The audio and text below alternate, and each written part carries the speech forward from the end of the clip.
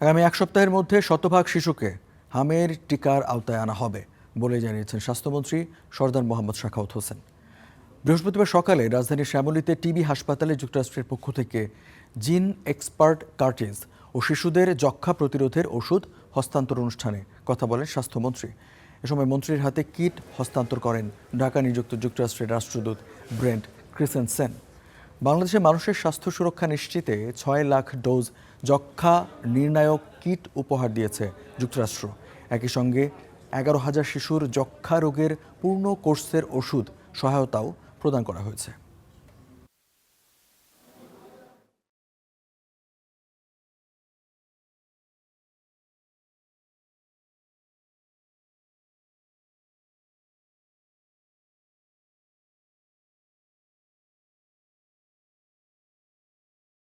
$61 কিন্তু আমরা target cover করে নিয়েছি। ইনশাল্লাহ আগামী এক সপ্তাহে আমরা ফুল কভার করে ফেলবো। অনেক জায়গায় কিন্তু 100% আমরা কভার করে ফেলেছি। আমরা আশা করি আগামী 2 সপ্তাহে অ্যান্টিবডি ক্রিয়েট হলে we can bring it down to 0 level. It's not just a health crisis that affects Bangladesh. Diseases like tuberculosis can be in New York in 36 hours, in London tomorrow. So it is very important that we all work together to stop the spread of these very infectious diseases.